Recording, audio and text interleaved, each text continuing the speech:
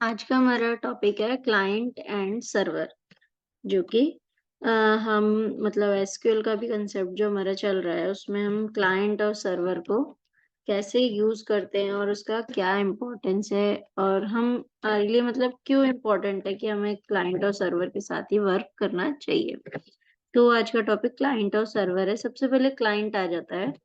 A client is a piece of paper, computer, hardware, or software that accesses a service made available by a server as part of the client-server model of computer network. The server is often on another computer system, in which case the client accesses the services by way of a network. अगर ये एक मतलब proper definition है client की कि कैसे हम एक क्लाइंट को डिफाइन कर सकते हैं। अगर हम इसे नॉर्मल लैंग्वेज में समझे तो एक क्लाइंट है क्या? जैसे अगर हम एक एग्जांपल लेते हैं कि अगर हम इंटरनेट पे कोई चीज़ सर्फ कर रहे हैं, अगर कुछ उसमें सर्चिंग कर रहे हैं, तो वो डाटा हमें कहाँ से मिल रहा है? वो डाटा हमें कहाँ से मिल रहा है? तो जो डाटा हम सर्च कर रहे हैं, तो हम क्या हो गए, हम एक उस कंप्यूटर के लिए, उस इंटरनेट के लिए हम एक तरीके के क्लाइंट हो गए। क्योंकि क्लाइंट वही होता है जो आपसे कुछ माँगता है। जैसे कि आप किसी भी शॉप पर कुछ खरीदने जाते हो, तो वहाँ पर आप क्या बन जाते हो, वहाँ कस्टमर बन जाते हो। तो जैसे कस्टमर और शॉपकीपर होता है, वैसे ही क्लाइंट और सर्वर होते हैं हमारे। तो क्लाइंट किस तरीके से काम करता है? Client is a piece of computer hardware और सॉफ्टवेयर। तो वो एक तरीके का कंप्यूटर का हार्डवेयर या सॉफ्टवेयर होता है। मतलब ये नहीं है कि हम इसके लिए कंप्यूटर के लिए क्लाइंट है तो हमारी बात मानेगा वो, नहीं हमारी बात नहीं मानेगा। हम जो कमांड देंगे अपने हार्डवेयर और सॉफ्टवेयर का यूज़ करके, उस कमांड के थ्रू वो कंप्यूटर समझेगा कि आपको क्या चाहिए, आपको आउटपुट क्या आप माँग रहे हो, आपको क्या नीड है। तो उसके अकॉर्डिंग वो क्या करेगा आपको उस सर्विस तक लेकर जाएगा और वहाँ पर आपसे जो भी रिक्वायरमेंट होगी वो आपसे माँगेगा और आपको उस रिक्वायरमेंट के अकॉर्डिंग आउटपुट देगा वो। तो इस तरीके से आपका क्लाइंट जो है वो वर्क करता है। तो क्लाइंट को काम कैसे कराया जाएगा, क्लाइंट के पास डाटा कहाँ से आएगा, तो उसकी हेल्प करेगा आपका सर्वर। और इसके लिए हमारे पास एक क्लाइंट और सर्वर आर्किटेक्चर है जो अगली इसमें स्लाइड में हम देखेंगे। तो ये हमारा क्लाइंट था कि जो रिक्वेस्ट करता है, जो किसी चीज़ की रिक्वेस्ट करता है एक जनरल फॉर्म में जो चीज़ रिक्वेस्ट कर रहा है, जो रिक्वेस्ट कर रहा है, वो कौन हो गया? वो क्लाइंट हो गया। जो रिक्वेस्ट करेगा वो क्लाइंट और जो उस रिक्वेस्ट को मान के मतलब उस चीज़ के उससे रिलेटेड जो भी चीज़ होगी, वो आपको जो आउटपुट के फॉर्म में देगा वो होगा सर्वर। अब नेक्स्ट स्लाइड में क्या है सर्वर है। सर्वर क्या है? Server is a computer program और device that provides a service to another computer program and its user also known as the client. Server क्या होता है? सर्वर एक तरीके का ना एक इतना स्ट्रॉन्गेस्ट कंप्यूटर होता है जो कि आपका क्लाइंट नहीं होता है इतना।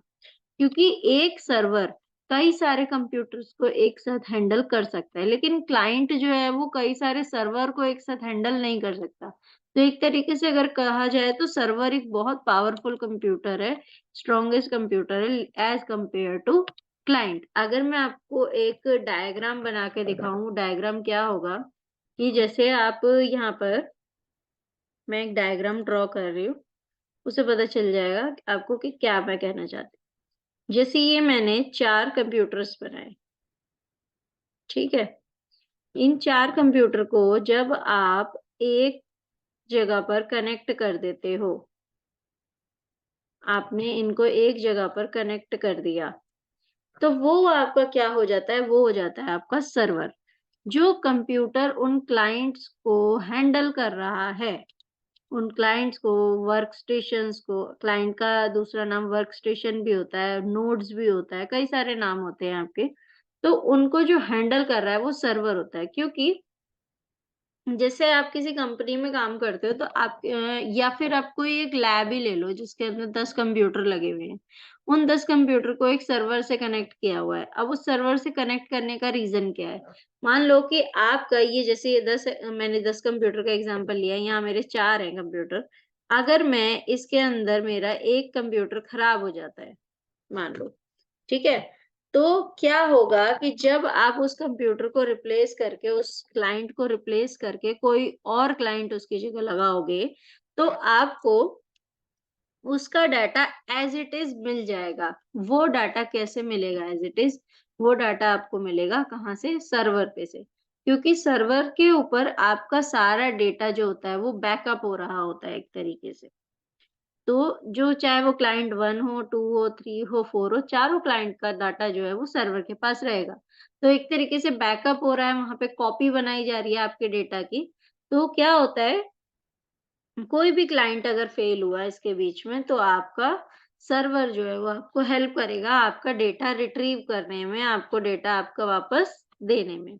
जैसे कि आप अब अपना ये गूगल ड्राइव वगैरह यूज़ करते हो, सारी चीज़ें यूज़ करते हो, तो वहाँ पे भी क्या होता है, अगर आपने गूगल ड्राइव पे कोई डेटा रखा है, तो आपने क्या किया है, पहले अपने कंप्यूटर से वो डेटा उसमें अपलोड किया होगा या फ़ोन से अपलोड किया होगा, है ना? अगर बाय चांस आपका जो फ़ोन का डेटा है, वो डिलीट हो जाता है, लेकिन आपको याद है कि आपने वो गूगल ड्राइव पर अपना डेटा अपलोड किया था, तो आप वहाँ से रिट्रीव कर सकते हो, कितनी भी बार रिट्रीव कर सकते हो। लेकिन अगर उस ड्राइव पे से ही आप डाटा डिलीट कर दोगे, तो वो डेटा कहीं से भी आप रिट्रीव नहीं कर पाओगे। हाँ, पर उसका भी एक रीज़न होता है, मतलब एक चीज़ और होती है उसके अंदर कि आप 30 दिन के अंदर-अंदर 30 डेज़ के अंदर-अंदर वहाँ पे भी रिट्रीव कर सकते हो अपना डेटा, क्योंकि वो ट्रैश में जाता है, वो परमानेंट डिलीट नहीं होता है। तो अगर वो 30 दिन के बाद आप डेटा लेना चाहोगे, तब आपको नहीं मिलेगा, लेकिन उसके अंदर-अंदर आपने अगर देख लिया, तो आप उसको दोबारा से बैकअप कर सकते हो। तो इस तरीके से हमारे जो है वो क्लाइंट और सर्वर का जो काम है, वो वर्क करेगा। तो अब हम आ जाते हैं अपनी नेक्स्ट स्लाइड पे कि ये क्लाइंट और सर्वर आर्किटेक्चर काम कैसे करता है। तो देखो, वर्क स्टेशंस हो गए, आपके स्मार्टफ़ोन्स हो गए, आपके लैपटॉप हो गए, जो भी डिवाइस आपको एक इंटरनेट के साथ कनेक्ट कर रहा है, चाहे वो कोई भी है, चाहे वर्क स्टेशन मैंने अभी बताया आपको कि आपके क्लाइंट जो होते हैं वो वर्क मतलब उसका नाम दूसरा हो जाता है, काम वही है, आपके क्लाइंट, वर्क स्टेशन, नोड्स ये सब एक ही होते हैं। तो चाहे वो वर्क स्टेशन हो गया, चाहे आपका स्मार्टफ़ोन हो गया, चाहे लैपटॉप, ये सब आपके इंटरनेट से कनेक्ट हो जाते हैं इज़िली। तो जो चीज़ आपकी इंटरनेट से कनेक्ट हो रही है इज़िली, वो आपको सर्वर से भी आराम से कनेक्ट करेगी। क्योंकि मान लो आप मैं एग्ज़ाम्पल देती हूँ आपको यहाँ पे एक, आपने दिया www.google.com, ठीक है? आपने दिया www.google.com। तो ये google.com जब आपने अपने इंटरनेट पे टाइप किया, तो इंटरनेट को कैसे पता चलेगा कि इस यूआरएल का मतलब क्या है, इसको कहाँ लेकर जाना है, या ये अगर आपने टाइप किया है तो आप इससे क्या आउटपुट माँग रहे हो। तो ये सारी चीज़ कहाँ से हो रही है, ये सर्वर से हो रही है। अब गूगल तो बहुत पॉपुलर है, अगर मान लो आप विकिपीडिया निकाल रहे हो, विकिपीडिया भी वैसे पॉपुलर ही है। आपने लिखा wikipedia.com या आपने नॉर्मल गूगल पे ही लिख दिया विकिपीडिया, तो वो क्या होता है वहाँ पे, वो आपको सर्वर के पास ही लेकर जाता है। इंटरनेट क्या करता है, सर्वर के पास जाता है और कहता है कि ये जो चीज़ सर्च में आई है, इससे रिलेटेड आपको जो भी आउटपुट दिख रहा है, वो आउटपुट मुझे निकाल के दो, ताकि मैं जो मेरा क्लाइंट है, उसको मैं अपना आउटपुट प्रोवाइड कर सकूँ।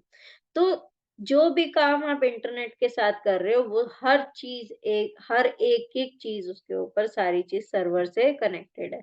तो आप अगर इंटरनेट यूज़ कर रहे हो, तो आप ये समझ लो कि आपके पास जो भी डाटा आ रहा है, वो सर्वर से आ रहा है डेटा, इंटरनेट के पास कुछ नहीं है। इंटरनेट तो आपकी सिर्फ़ एक कनेक्टिविटी बना रहा है क्लाइंट और सर्वर के बीच में।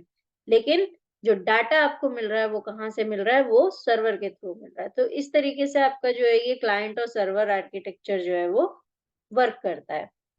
ठीक है? तो हम अगली स्लाइड पे आते हैं, क्या है उसमें?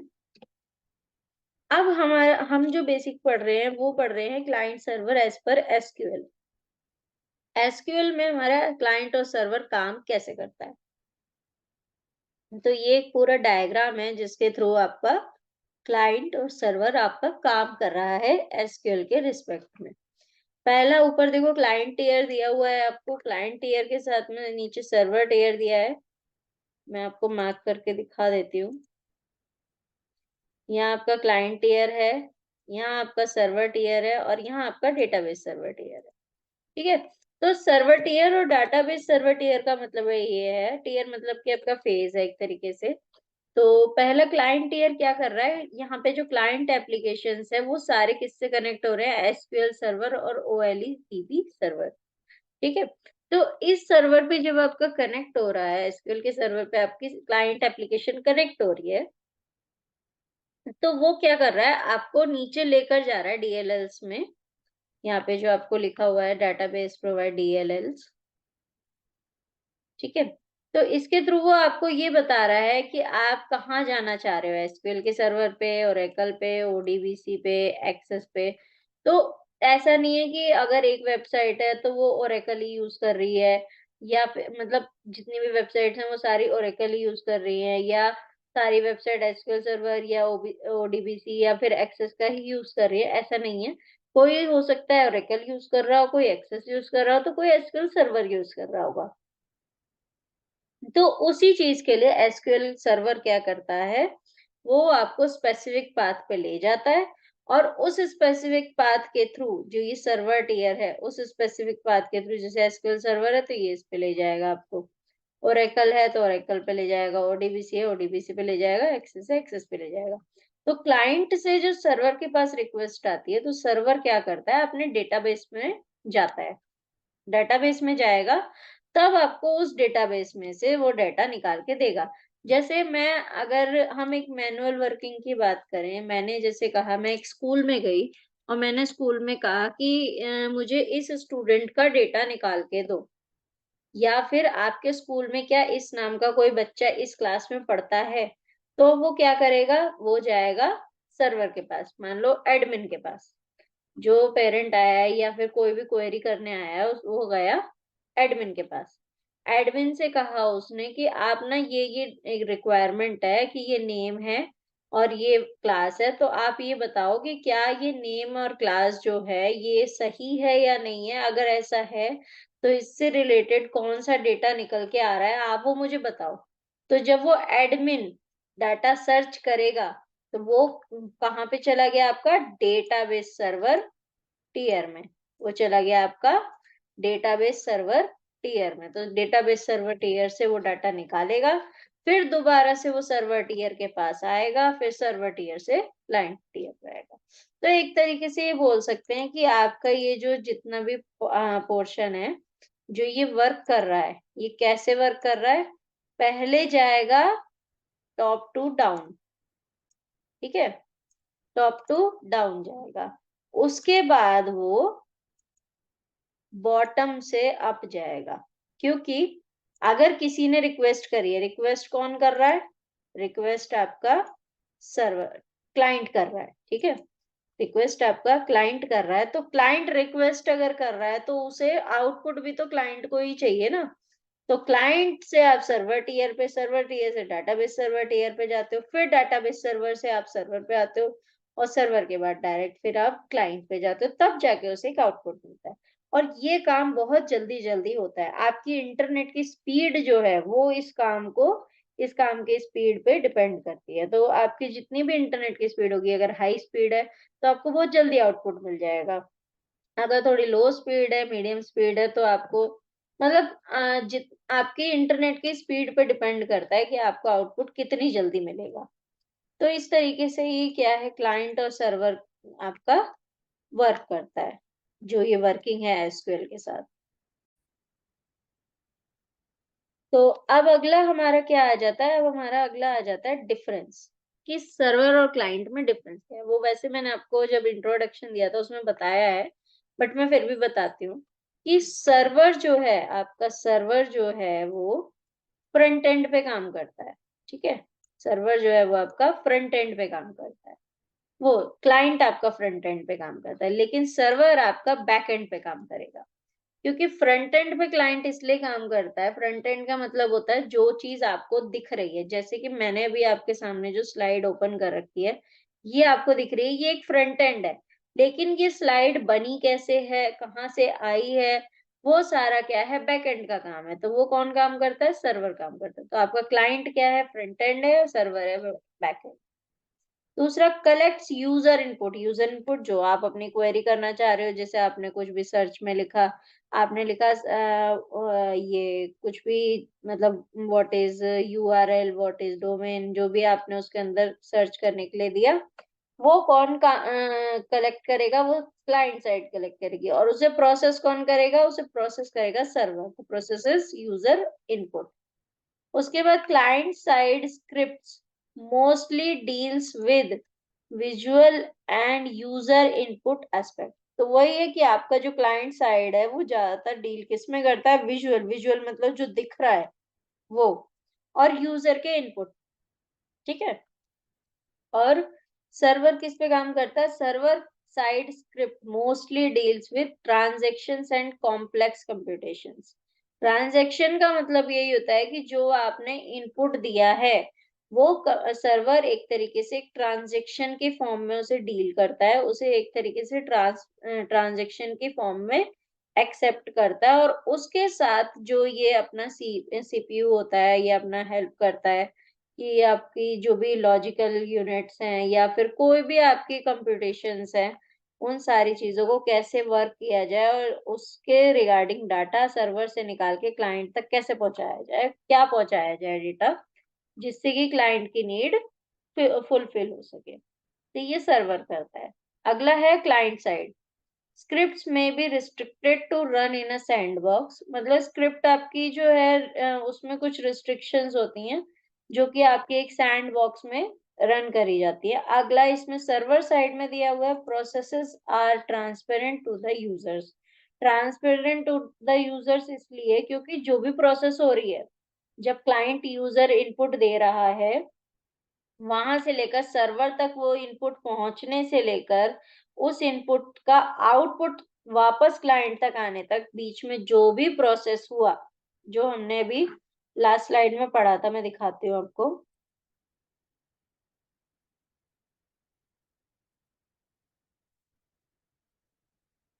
ये लास्ट स्लाइड हमने पढ़ा था ना, क्लाइंट से लेकर सर्वर पर आए, सर्वर से लेकर डाटाबेस सर्वर टीयर पर आए, तो ये सारा प्रोसेस जो हो रहा था, ये प्रोसेस जो पूरा हुआ, ये हमें कभी नहीं दिखता, ये हमें कभी नहीं दिखता, तो इसीलिए बोला हुआ है कि processes are transparent to the user. तो यूजर के सामने कभी ये प्रोसेस नहीं आता, लेकिन ये इंटरनली प्रोसेस होता है। तो इस तरीके से हमारा जो ये क्लाइंट और सर्वर का जो पूरा कंसेप्ट था, ये पूरा इस तरीके से वर्क करता है।